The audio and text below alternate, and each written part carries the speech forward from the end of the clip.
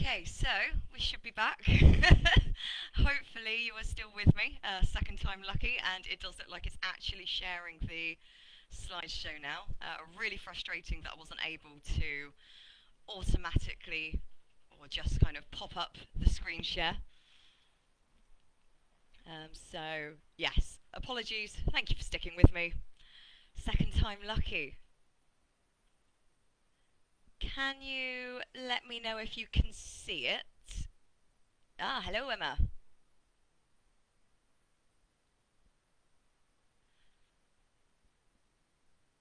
Cool.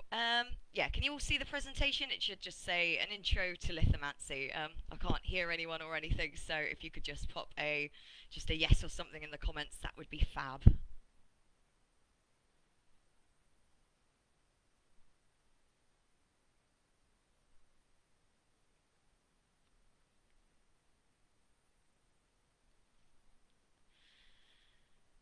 Cool.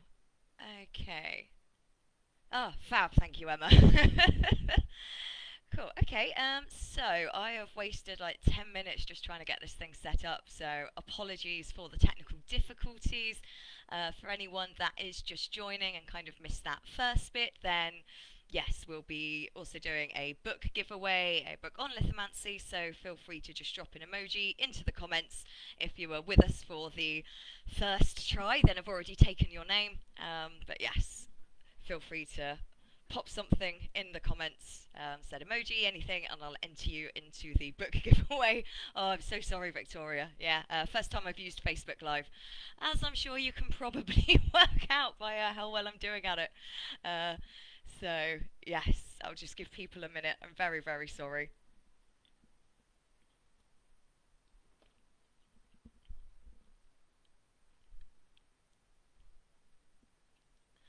Cool. So, we will crack on, and apologies again. So let's get going. An intro to lithomancy by myself. I put AKA the Cottage Mystic because that's how some people know me on Instagram or the website. Hi Janet. Thank you for joining again. Apologies. So I'm hoping I can just click and we'll go to the next slide. There we go.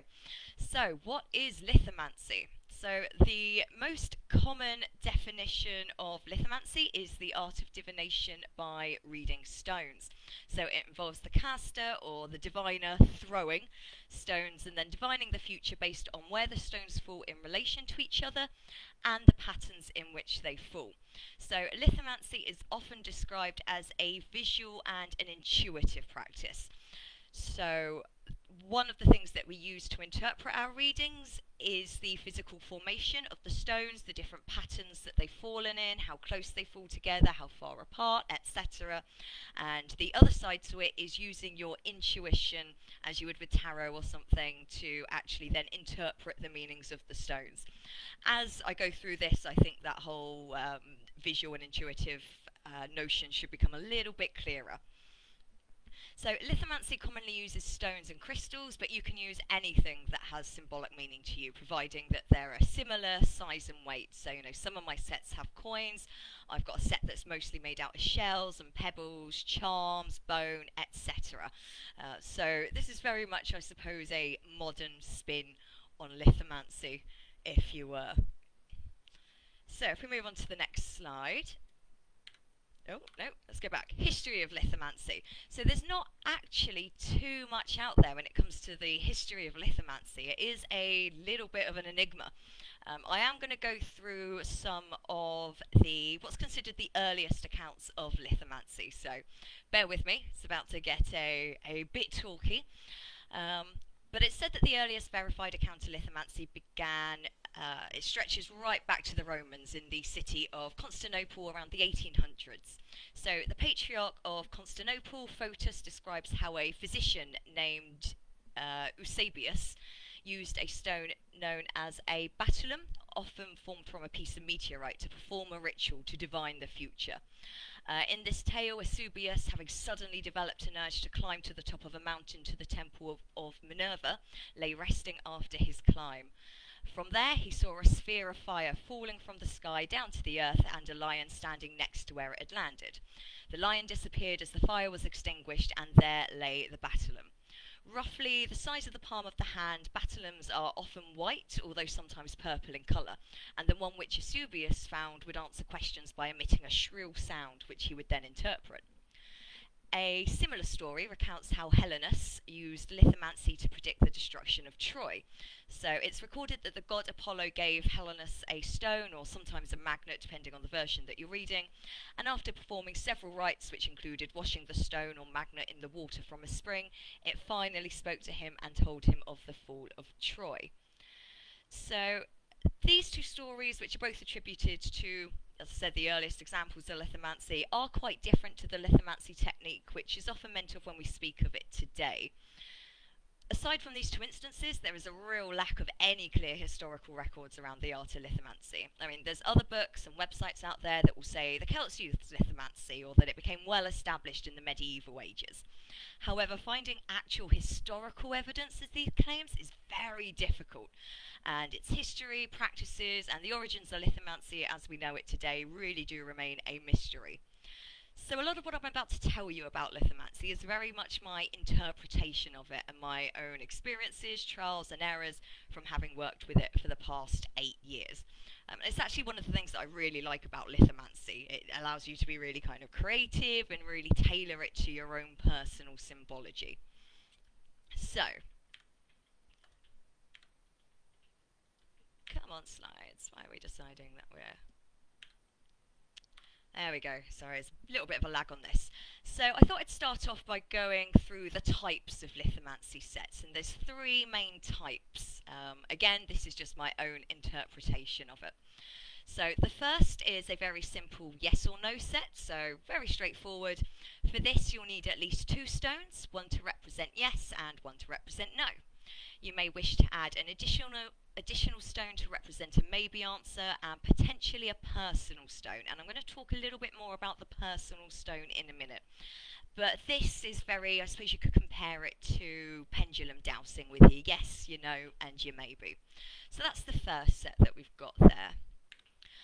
The second set is known as the traditional form of lithomancy, so it's possibly the most well-known form. This setup is made of 13 or 16 stones in total. Traditionally, 7 stones represent different planetary influences, so you've got the Sun, the Moon, Mars, Venus, Mercury, Jupiter and Saturn. The remaining 6 stones then represent a place or environment, love, magic, life, luck and commitment. However, some more modern versions of the traditional set add an additional 3 planetary stones to bring the total number of stones up to 16, and they represent Uranus, Neptune and Pluto. If you want to use the traditional set, then it's completely up to you whether you go with 7 or 10 planetary stones, but you will always have the 6 stones representing place, love, magic, life, luck and commitment.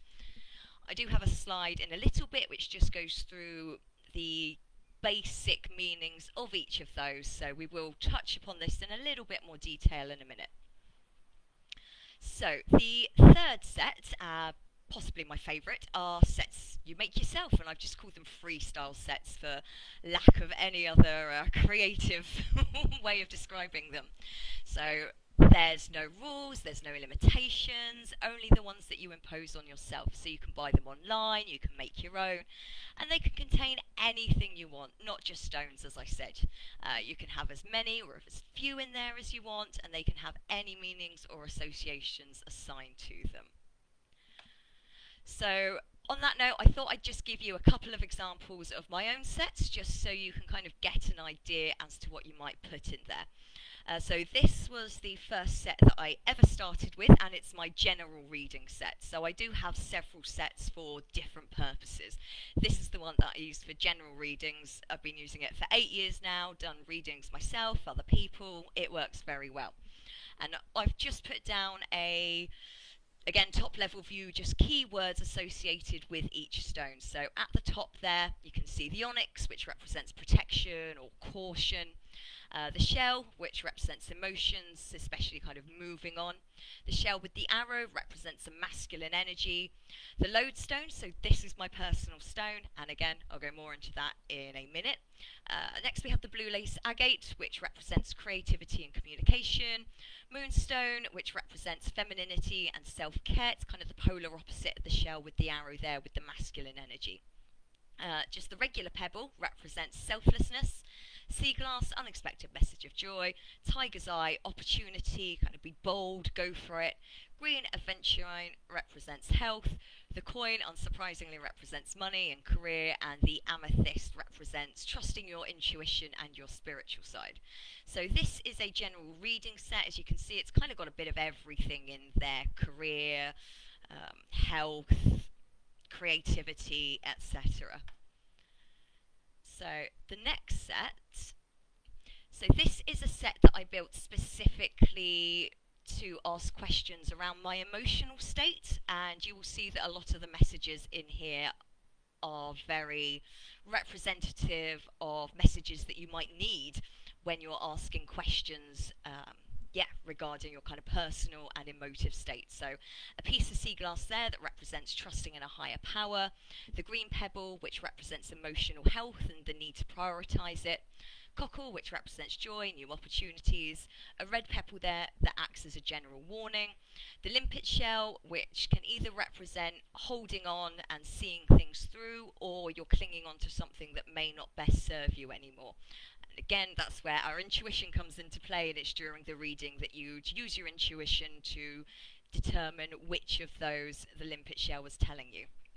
We've got the black stone there, the black pebble, which represents burnout. So, you know, you're pushing yourself too hard, you need to take a break.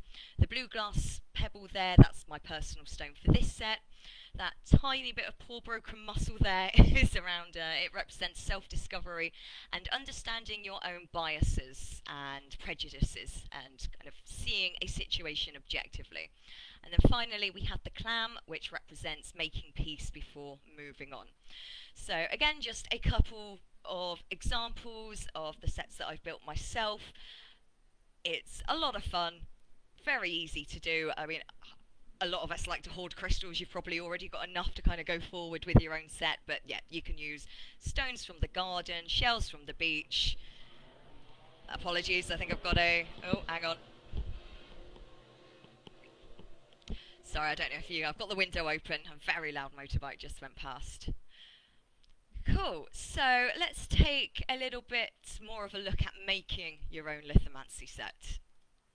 So there are several main steps to this. I've got a separate slide for choosing your meanings, as it's a little bit more in depth. So actually let's skip forward to that. So an example association here. Which slide are we on now? Oh, no, go back, go back. Cool. So, an example association I've pulled from my own set, which was that blue lace agate, which represents communication and creativity. So, when you're creating your own set, it's best to keep in mind the theme of your set and therefore the messages you might need for it. So for example, if you are going to create a general reading set, then you'll want the most important aspects of your life represented, such as love, career, health, etc. If you're building a set specifically to use in divination about relationships, for example, then you might want the stones to be able to tell you whether a relationship is going to be long-lasting or short-lasting, serious or casual, whether your partner is good for you, etc. So have a think about the type of set that you want to build first, and then think about the types of questions you might ask it and the messages you want it to be able to give back to you. So the first thing I recommend is just starting off with keywords and expanding from there. So you can see that the keywords here that I've got for the blue lace agate are communication and creativity. Just sticking to keywords can be a little bit restrictive, so do try and kind of expand it. I've seen some associations which are pages and pages long. You don't need to go into that level of detail. And again, remember to listen to your intuition. So one of the things that I've noticed is when I assign a specific meaning to a specific stone, I'll be meditating with that stone to help kind of imbue it with that meaning. More on this in a minute. And the stone will just give me a completely different meaning. So for example, I've said, right, this stone, this crystal, I want to use it to represent love, and I'm meditating with it, and it kind of says, no, I represent courage. If that happens, just roll with it. It's a really great sign because it means that you're already becoming in tune with your set.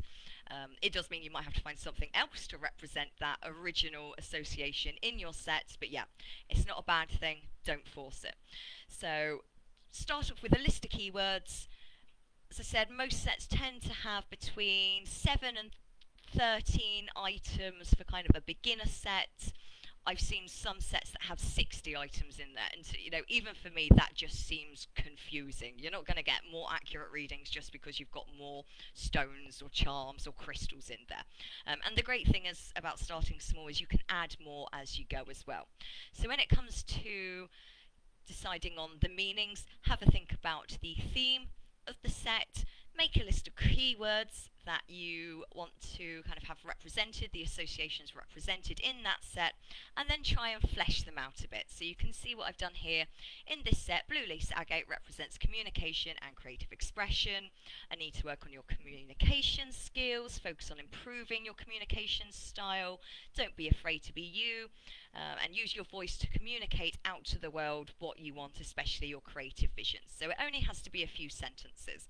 And again, the more and more you use your stones, the more they will talk to you in the, not quite the literal sense as the Roman tales told us, but yes, through our intuition. So if I just go back.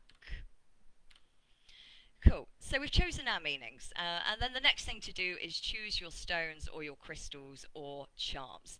I do recommend that you choose your items based on your meanings. So for example, a piece of garnet for romantic relationships, or a thimble for the home and domestic environment.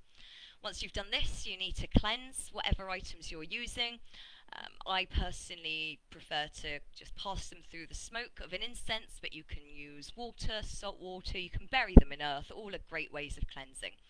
Take the material of your item into account when you do this. Some crystals and things, for example, don't react well to water, so just bear that in mind.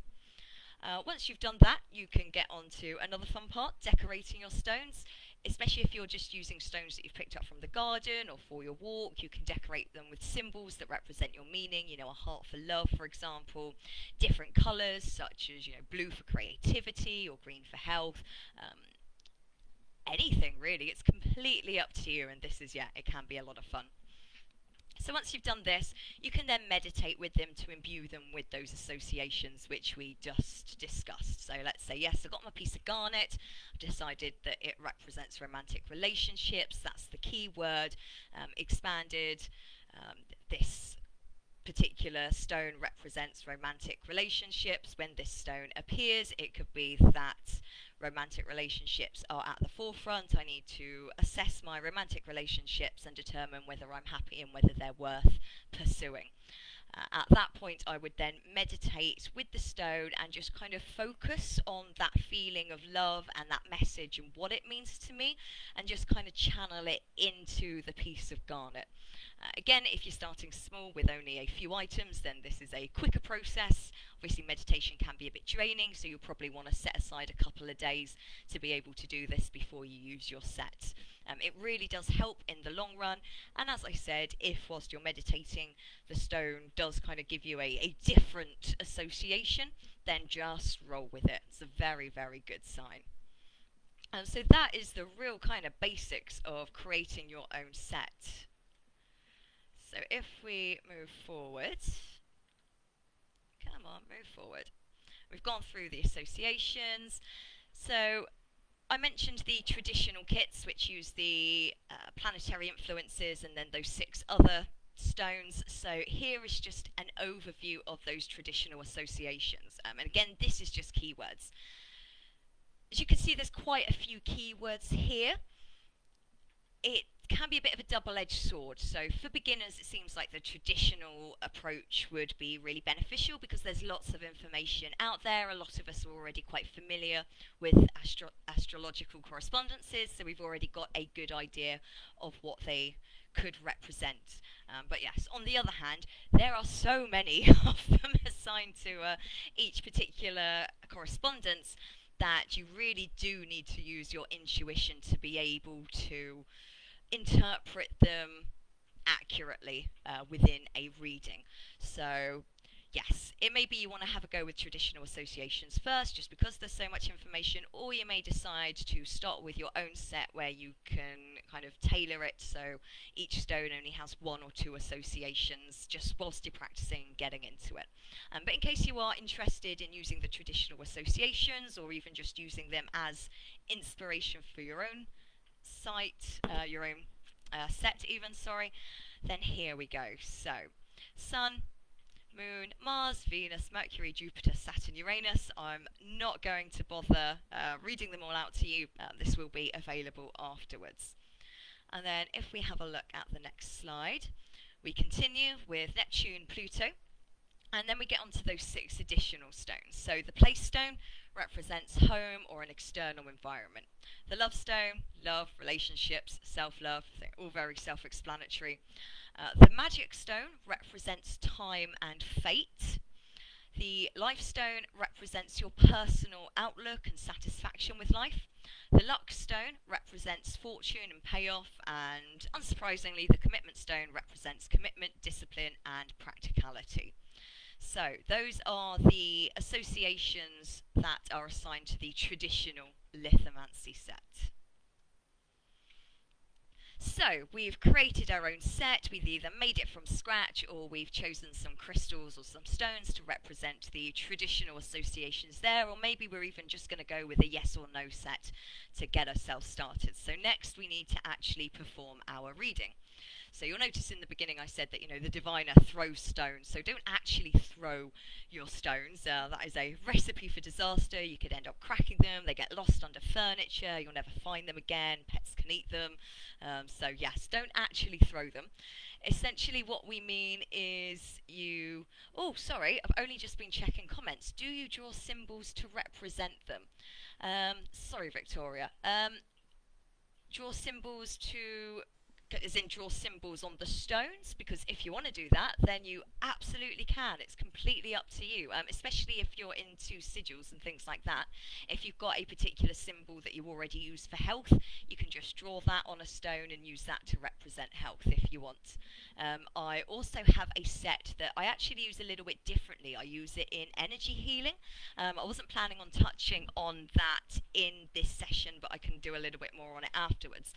But yes, it represents each of the chakras and the 4 elements, and I use that to perform a lithomancy style reading to get an idea as to where my energy may be blocked and where I need to focus my energies to unblock whatever's holding me back.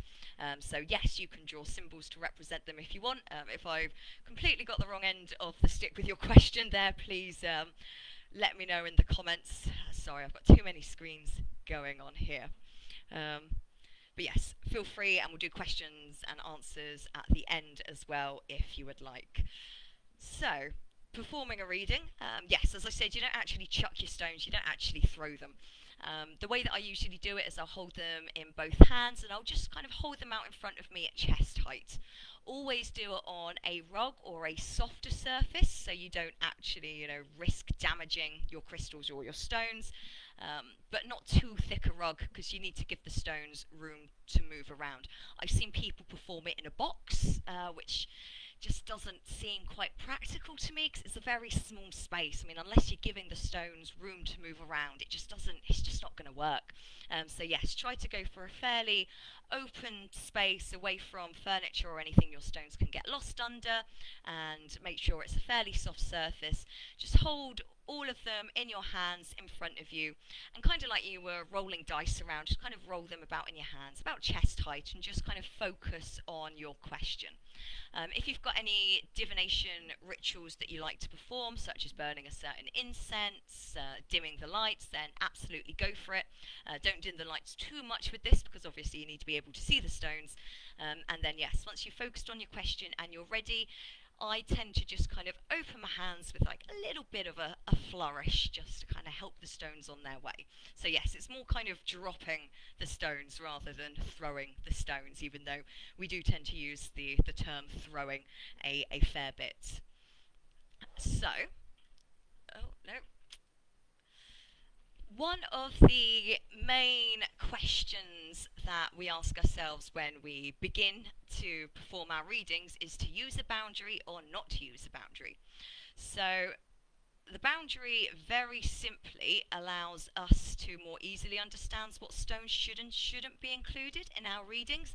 Most people just use a piece of cord to draw out a circle on the floor, and then you'd cast your stones into the circle. Any stones which fall inside of your boundary, inside of your circle, would be used. Any that fall outside wouldn't. So the boundary can provide a focus as to which stones you should include.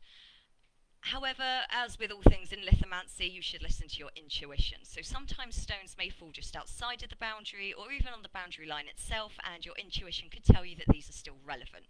So I've found that in some readings where a stone has fallen just outside of the boundary, it could symbolise one of three things. Either A, this element is currently in play but hidden from the reader, and it could emerge in the future, but it's not of immediate importance. This element is not in play at all, but could arise in the future.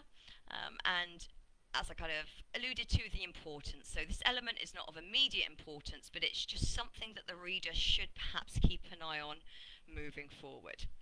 I personally don't use a boundary. I prefer to just kind of use my intuition and use the open space to tell me which stones are going to be relevant or not in my reading, but everything when it comes to lithomancy and magic in general, it's all about what works for you. So I definitely recommend having a go and kind of playing around, doing it in a boundary, doing it without a boundary.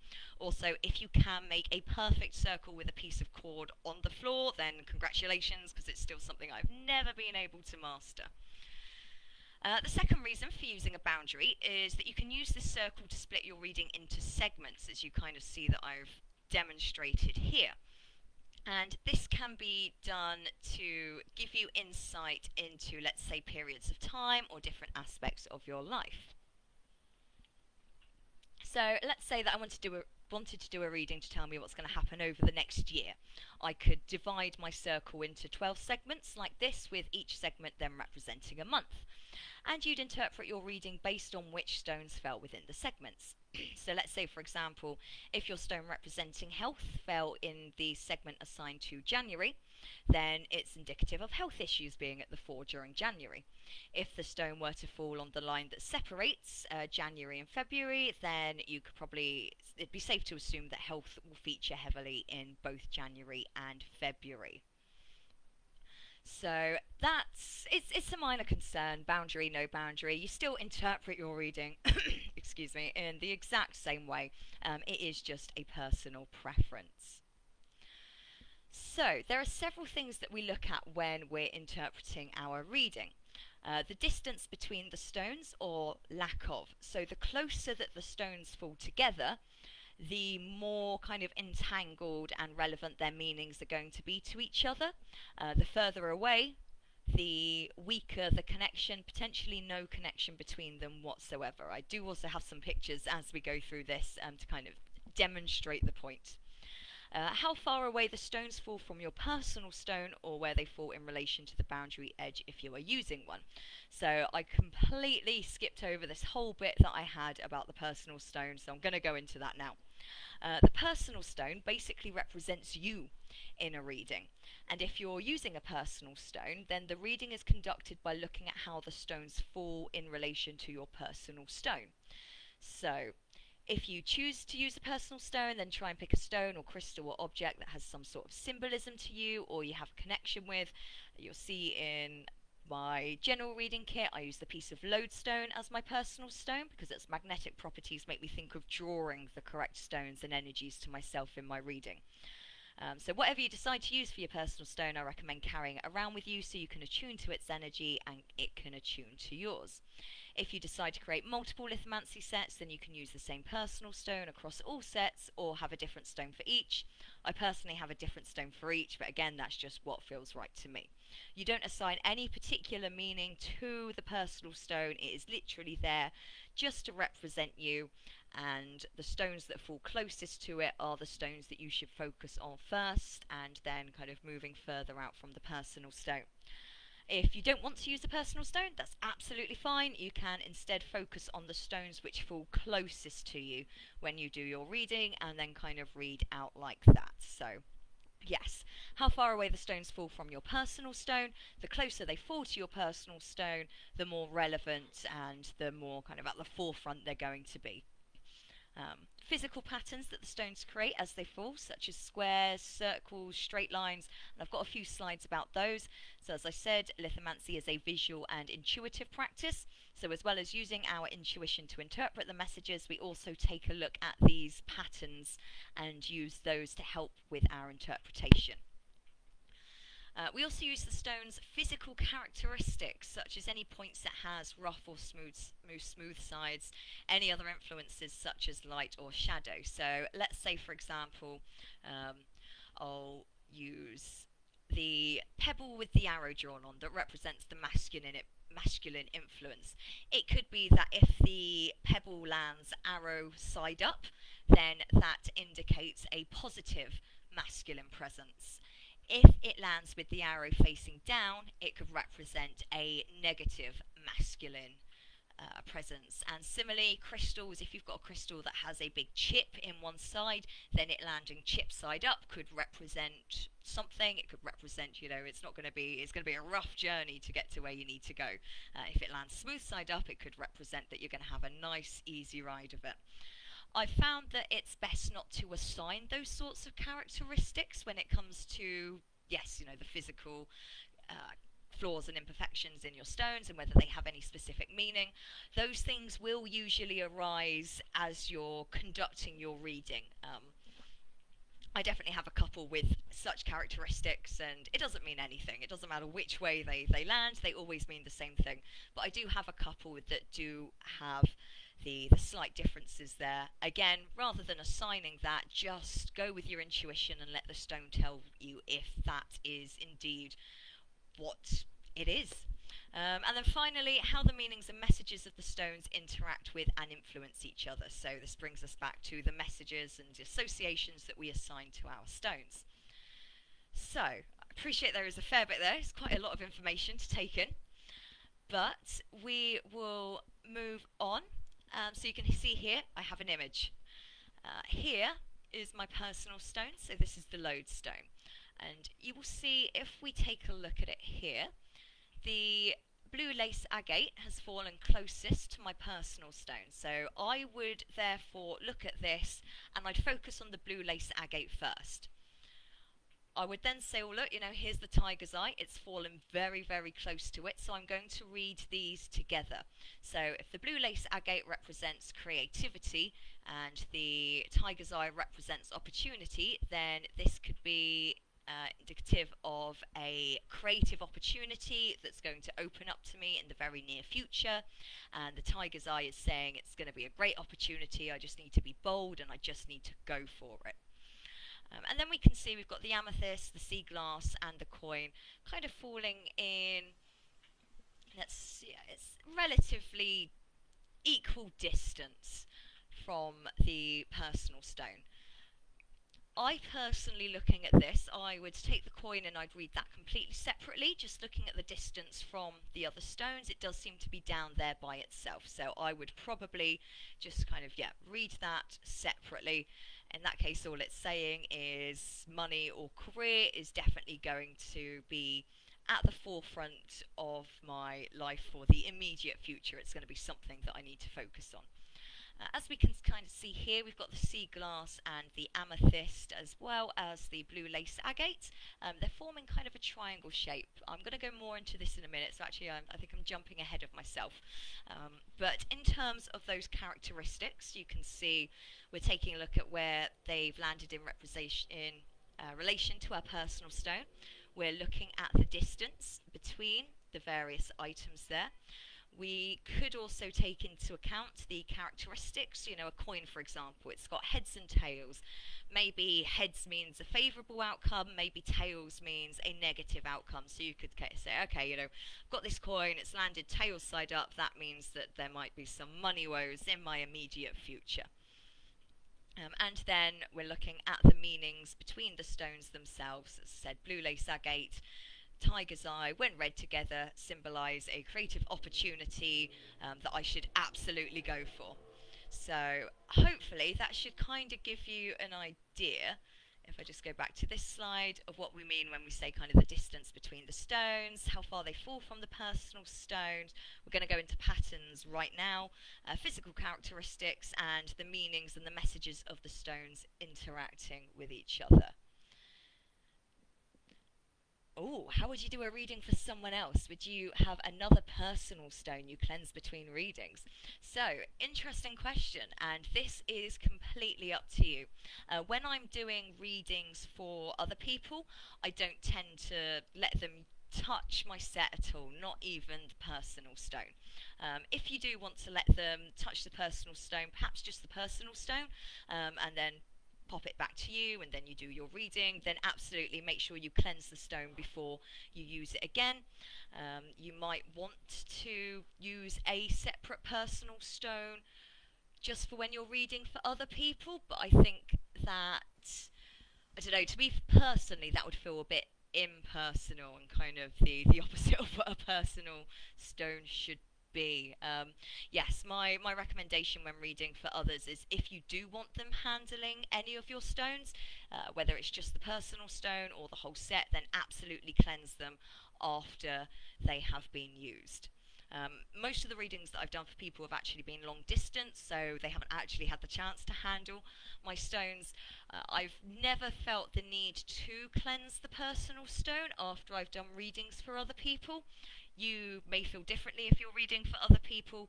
I think for me it's kind of a physical thing because I am the only person actually touching those stones. I don't feel like I need to cleanse them. So again, with everything completely up to you, but I personally would say that as long as they're not touching the stones, then you don't need to cleanse them every time.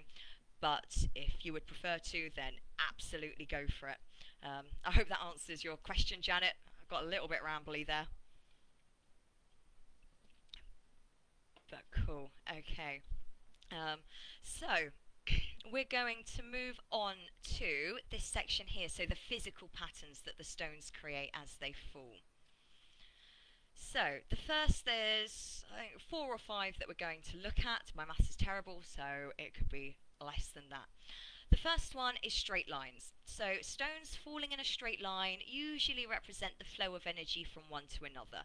It's the path of least resistance, and it's a strong indicator of events and manifestations happening in a linear fashion. So we'd read A here, our pebble with the arrow on, in relation to B, and B in relation to C. But you wouldn't read A in direct relation to C. They're connected by B, but they're not directly related. There's a clear progression here. A leads to B, leads to C. Or another way of looking at it is you could say that A and C are conflicting forces, and B here in the middle is stuck in the middle. And again, this is where your intuition comes into play to kind of tell you which one of those interpretations it is. So if we're going with the A to B to C, we could say that a masculine energy will come into our lives with an offer of money, which will greatly impact our health. You know, it could really help us. Or we could say that we're going to come into some money and we are torn between a masculine energy and their wants and their needs, and using that money to assist with health concerns. So there are 2 particular ways you could look at it when doing straight lines. Personally, in most of the readings that I've done, it tends to be the A to B to C rather than the B stuck in the middle. But again, use your intuition. It very much does depend on the reading in general. So straight lines are fairly straightforward. Unintentional pun there. Squares. So squares will quite often pop up. Often more in kind of a diamondy shape than, you know, a set square. But squares focus on foundation, stability, and what needs to be in place before you progress. So,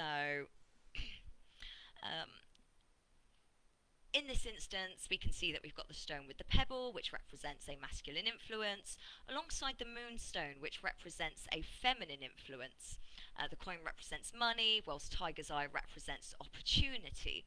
So I would personally take this as meaning that there needs to be a balance between masculine and feminine energies. So this could perhaps be in a personal relationship or perhaps at work, to make sure that you're in a decent financial position, and keeping as many options open to you as possible. You need to make sure that you have these in place before you can progress with whatever the reading is about, whether, you know, you're reading specifically about a relationship or you're doing a general reading. That is the general meaning of squares when they appear. So the next one is triangles, and triangles are similar to squares in a sense. So whereas the triangle represents, where the square represents the foundations that you need before the opportunity arises and before you can really make the most of it, the triangle shows that these are already in place. So the triangle is more concerned with the opportunity itself, and the energies working together to manifest some sort of change or progress or conclusion.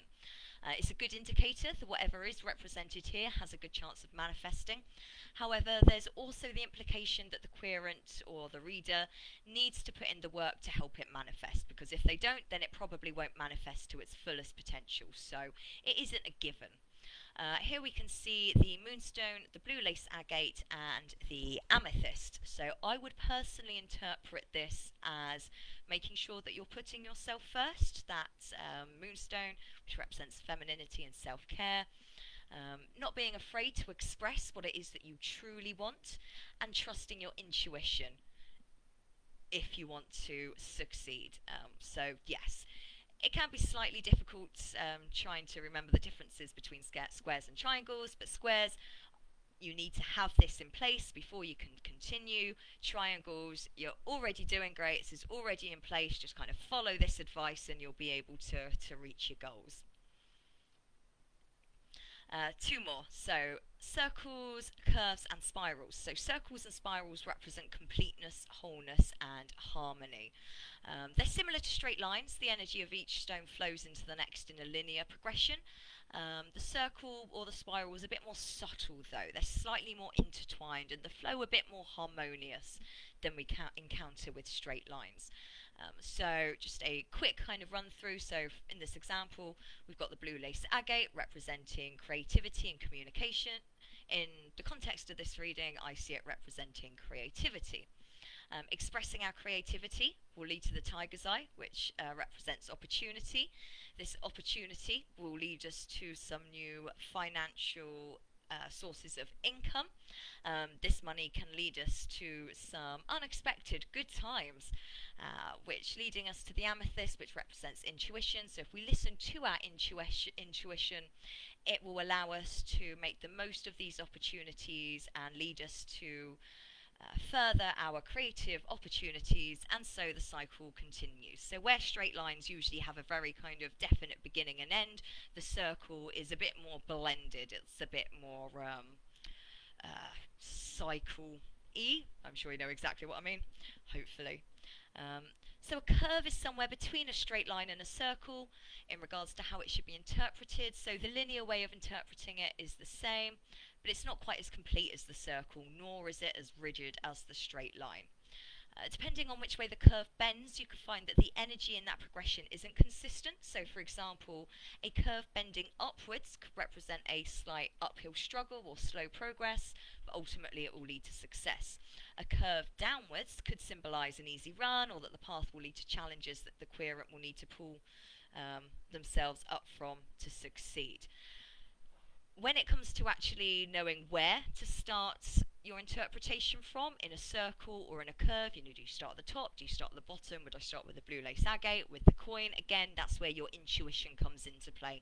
Just kind of go with the first one that you're drawn to and read from there. So the last pattern that I want to go through is the split paths. So the split path pattern essentially shows us two different paths.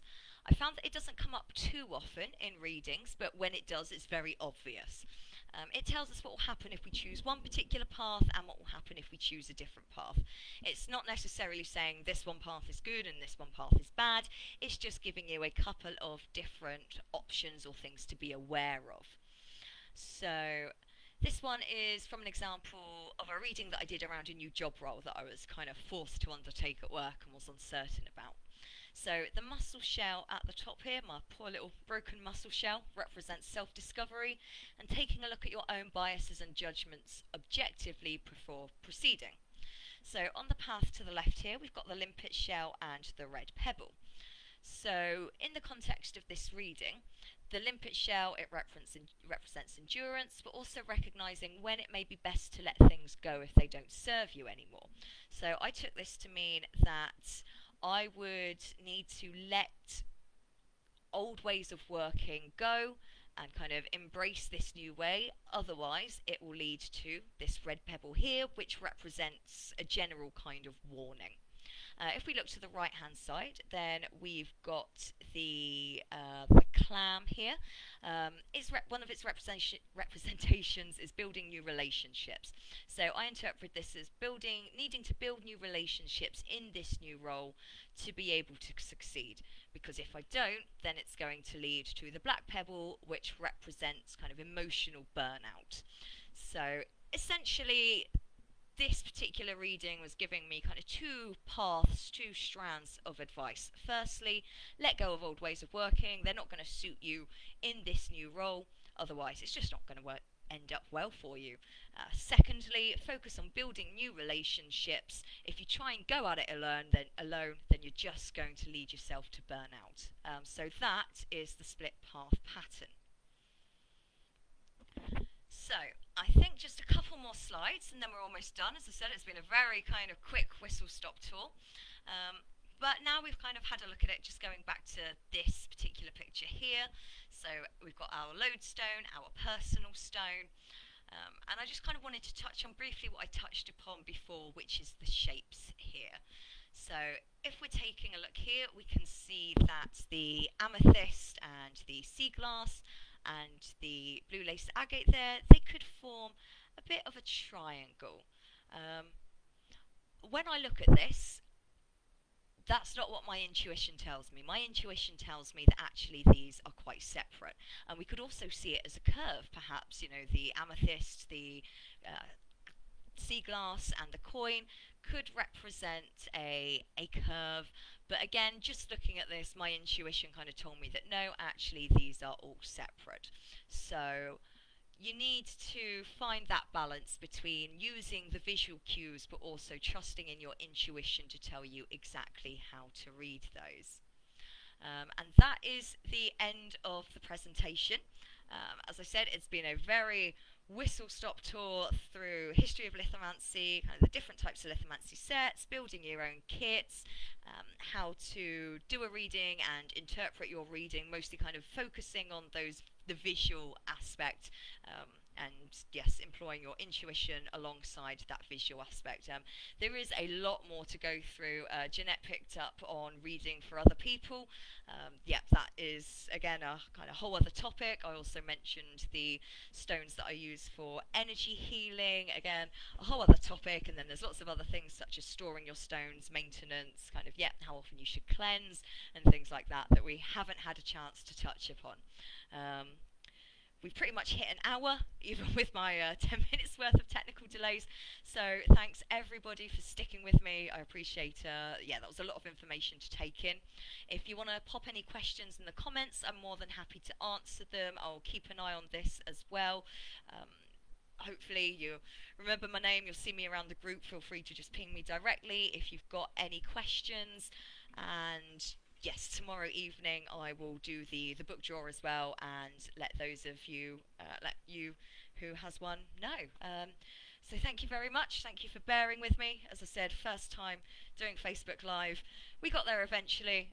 Generally, you're a fantastic group and thank you for letting me be a part of it. So unless there's any questions, then I will end the video there.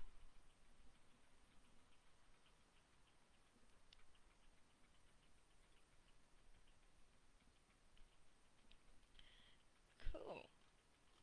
Okay, excellent. Oh, thanks for your lovely comments, guys. I appreciate that. Cool. In that case, yeah, let's leave it there. As I said, any follow-up, anything you want to know, just give me a shout. Otherwise, have a great evening, everyone. Thanks very much. Bye.